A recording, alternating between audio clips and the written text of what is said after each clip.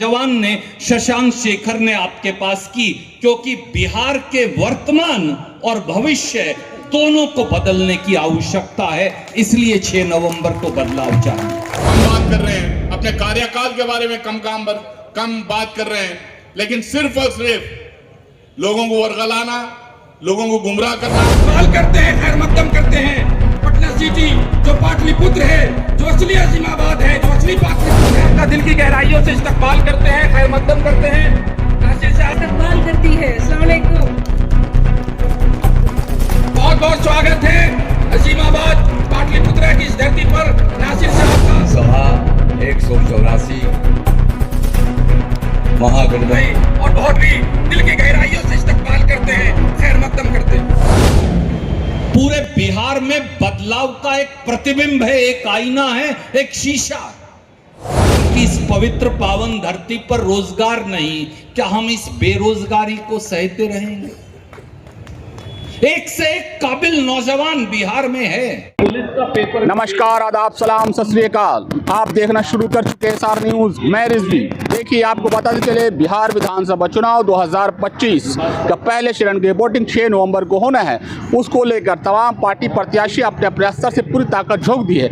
आज कहने की पटना साहिब में बड़ा ही कार्यक्रम 2 ठो देखने को मिला है। बीजेपी के प्रत्याशी रत्नेंद्र कुशवाहा ने एक बहुत बड़ा यहाँ पे रोड शो का आयोजन किया गया। उसी क्रम में आज पटना साहिब के प्रत्याशी है कांग्रेस के शशांक शेखर, जो महागठबंधन के प्रत्याशी है, महागठबंधन के प्रत्याशी है, कांग्रेस के प्रत्याशी है शशांक शेखर। उनके द्वारा भी आज यहाँ पे बड़ा कार्यक्रम एक निजी होटल पटना सिटी में किया गया। काफी तादाद में यहाँ पे लोग मौजूद रहे और कांग्रेस के कई दिग्गज नेता इस मंच पर मौजूद रहे और अपनी अपनी बातें रखी थी कि किस तरीका से इस बार पटना साहिब को बचाया जाए, किस तरीके से पटना साहिब को जीत के कगार पर लिया जाए। तमाम तैयारियां यहाँ पर की जा रही है। उसको लेकर आज यहाँ पे मंच पर तमाम जो बड़े नेता होते हैं कांग्रेस के, बड़े दिग्गज नेता, उसको आज यहाँ पे सुनने के लिए काफी तादाद में पटना साहिब के जो लोग हैं मौजूद हैं। कहीं ना कहीं इस बार पटना साहिब में कांटे की टक्कर देखने को मिल रही है, वो कांग्रेस और बीजेपी में। देखिए, आपको पता चले इस बार एनडीए और महागठबंधन में वहाँ पटना साहिब में जबरदस्त मुकाबला होने वाला। 6 तारीख को वोटिंग है। उसको लेकर तमाम पार्टी अपने अपने स्तर से पूरी ताकत झोंक दी है। इस तरह के तमाम ताजा खबरों को देखने के लिए चैनल को सब्सक्राइब करें, लाइक करें, शेयर करें। धन्यवाद। को ढेरों ढेरों नमन। भारतीय सभ्यता की इस धरती को ढेरों ढेरों नमन। और शायद ही हिंदुस्तान में कोई ऐसा धर्म और जात हो जिसकी सबसे बेहतरीन नुमाइंदगी पटना पाटलिपुत्र की धरती ना करती हो। इसलिए इस धरती की मिट्टी को अपने माथे से लगा लीजिए, शायद चारों धाम जाने की आवश्यकता ना रहे। इसलिए इस धरती को भी नमन और आप सबको नमन जिनकी कर्म भूमि है धरती। यहां कई बार बात हुई 6 नवंबर की। ये 6 नवंबर है क्या? ये 6 नवंबर केवल पटना साहिब में नहीं, पूरे बिहार में बदलाव का एक प्रतिबिंब है, एक आईना है, एक शीशा। तो बदलाव की जरूरत क्या है? क्यों चाहिए बदलाव? ये कांग्रेस वाले, ये आरजेडी वाले, ये कॉमरेड, ये दूसरे हमारे साथी, ये मिलकर बार बार बिहार में बदलाव की बात क्यों कर रहे हैं? क्या आवश्यकता है? क्या जरूरत है?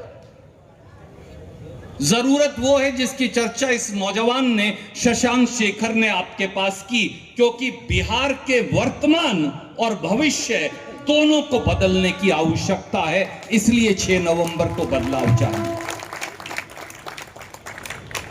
क्या हम सब जो आज चल रहा है वो सहते रहेंगे?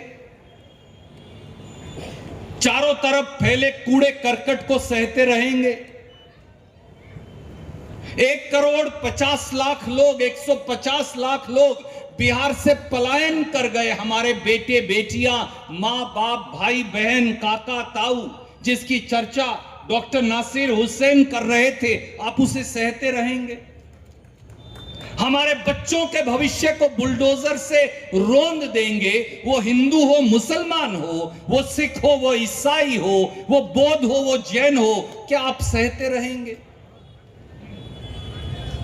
मेरा बच्चा 10वीं पास है, 12वीं है, बीए है, आईआईटी है, आईआईएम है, एमबीए है, पर उसके लिए पटना पाटलिपुत्र में रोजगार नहीं, बिहार की इस पवित्र पावन धरती पर रोजगार नहीं, क्या हम इस बेरोजगारी को सहते रहेंगे? एक से एक काबिल नौजवान बिहार में है, गुण है, शिक्षा है, हुनर है, काबिलियत है, जज्बा है, आगे बढ़ने की इच्छा है, पर रोटी नहीं है, मौका नहीं है। क्या हम इस बगैर मौका देने वाली सरकार को सहते रहेंगे? सवाल इतना ही है साथियों, सवाल इतना ही है मेरे बुजुर्गों, सवाल इतना ही है मेरे भाई बहनों।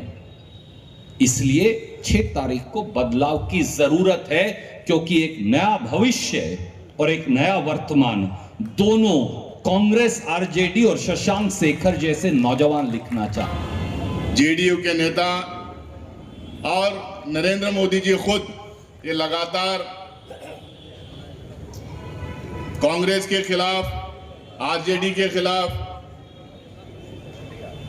टीका टिप्पणी करने का काम लगातार कर रहे हैं, जंगल राज की बात करते हैं, कांग्रेस के खामियां बताने की कोशिश करते हैं, राहुल गांधी जी पे टिप्पणी करने की कोशिश करते हैं। लेकिन हम लोगों ने जब से इलेक्शंस को फॉलो करने का, ट्रैक करने का देखा है, यही देखा है कि जो सरकार में जो पार्टी रहती है वो अपने 5 साल 10 साल जितने साल वो सरकार में रहती है, वो जब अपना टेन्योर कंप्लीट होता है तो वो चाहती है कि अपने काम काज, अपने कार्यकाल के बेसिस पे रिपोर्ट कार्ड लोगों के सामने रखें और उस कामकाज के बेसिस के ऊपर फिर दोबारा वो चुन के आने की कोशिश करती है। लेकिन बिहार में देखने को मिल रहा है, अपने कामकाज के बारे में कम बात कर रहे हैं, अपने कार्यकाल के बारे में कम बात कर रहे हैं, लेकिन सिर्फ और सिर्फ लोगों को वर्गलाना, लोगों को गुमराह करना और कांग्रेस और आरजेडी और महागठबंधन के खिलाफ बोलना, यही इनका काम रहा है। बड़े दावे ये लोग कर रहे हैं कि इतना काम हुआ, इतनी तरक्की हुई, इतना डेवलपमेंट हुआ, इतना इंफ्रास्ट्रक्चर प्रोजेक्ट्स हम पे लाए, पता नहीं क्या क्या बोले जा रहे हैं। अभी शशांक जब सुन रहा था, उन्होंने कहा कई शहरों में उनको काम करने का मौका मिला। मैं कर्नाटका से बल्लारी एक शहर है, वहां से मैं आता हूं।